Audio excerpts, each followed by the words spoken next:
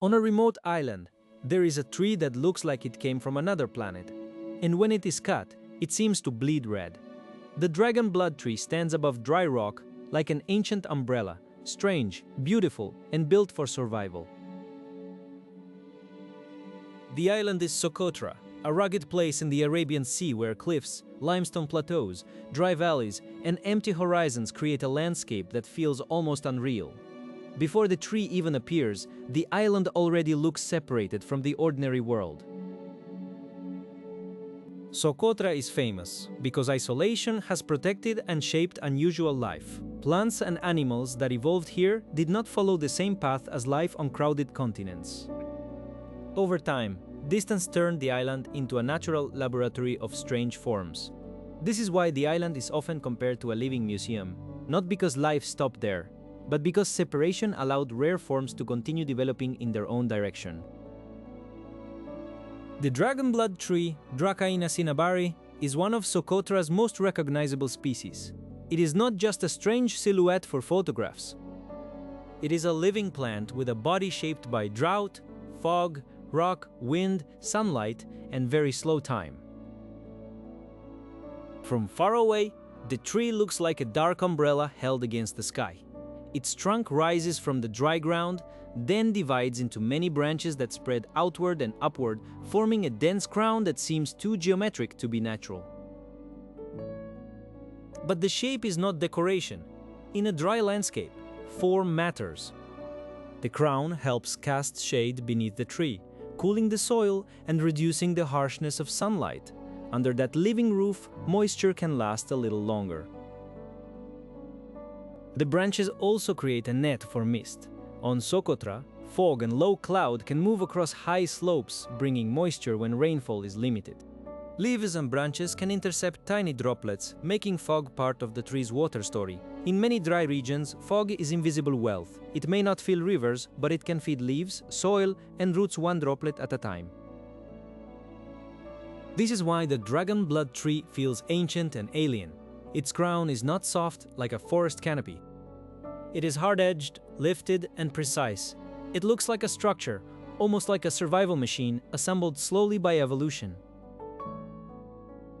The leaves grow in tight clusters toward the ends of branches. Instead of wasting energy on a broad spread of delicate leaves, the tree concentrates its green life where it can use light while keeping the rest of the form tough and exposed. Below the crown, the bark and branches tell a different story. They are weathered by sun, wind, and dryness. This is not the lush green world most people imagine when they hear the word tree. This is a tree of rock and air. The name dragon blood comes from the red resin inside. When the bark is injured, resin can appear in a deep red color. It is easy to understand why people once connected this color with legends, dragons, and blood. But the tree does not literally bleed. Resin is a plant material, part of the tree's chemistry and defense. The red color is mysterious, but it is still biology, not magic. The myth grew because the real material already looked unbelievable. For centuries, people valued dragon blood resin as a pigment, dye, varnish, and traditional material. That history is part of the tree's story, but it should not replace the real wonder, a plant creating a vivid red substance in a dry island world. These uses made the resin famous far beyond the island, yet the video should stay focused on the tree itself, not on health claims or miracle stories. The resin also reminds us that the tree is alive and vulnerable. A cut in bark is not a theatrical trick. It is damage. The red color attracts attention, but behind the legend is a slow-growing organism that cannot quickly replace what it loses. Slow growth changes everything.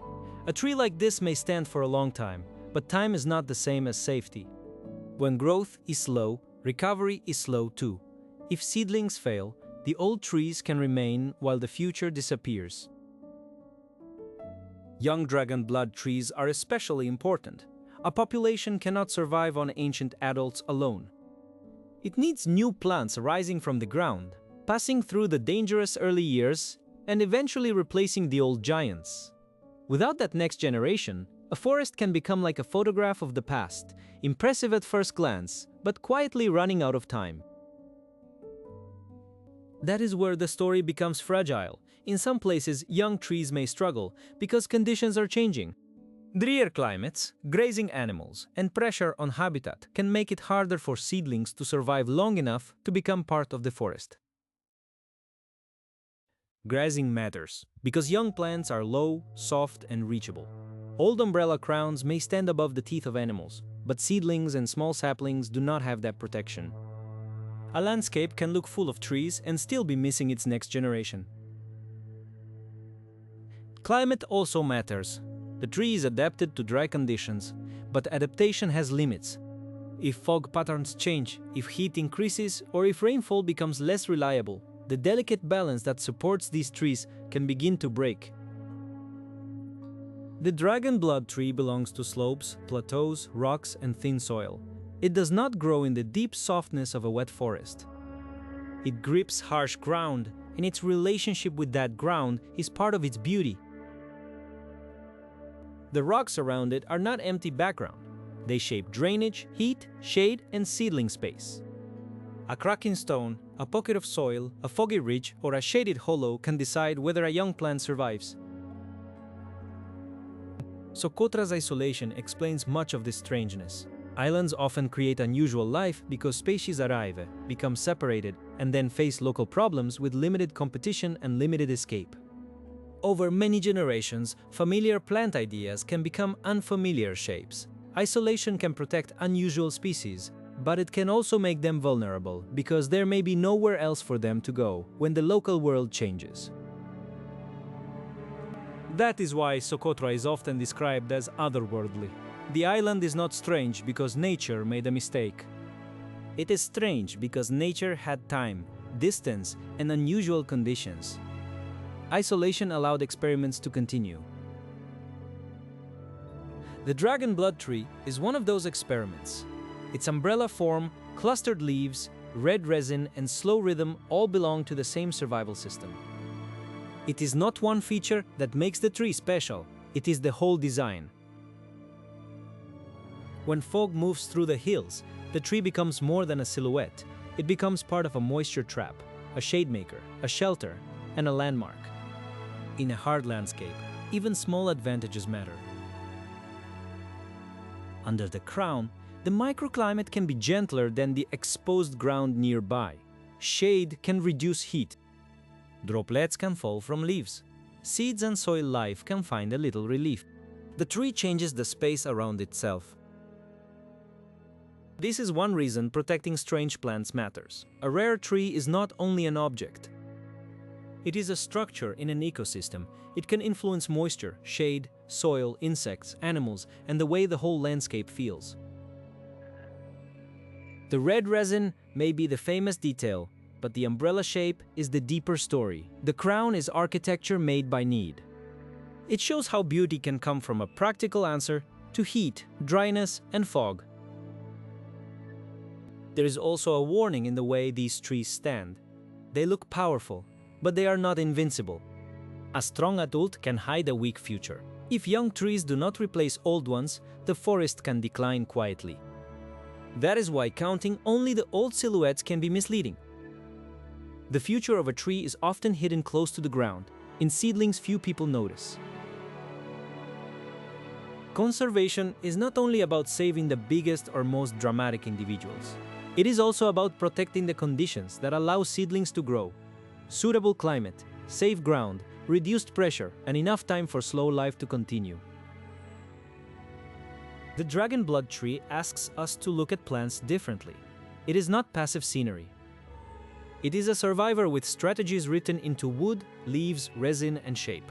It responds to the island through its body. Compared with animals, plants are easy to underestimate because they move slowly. But slow does not mean simple. The dragon blood tree is solving problems every day, only at a pace too gradual for human attention. Its alien look is really a record of adaptation.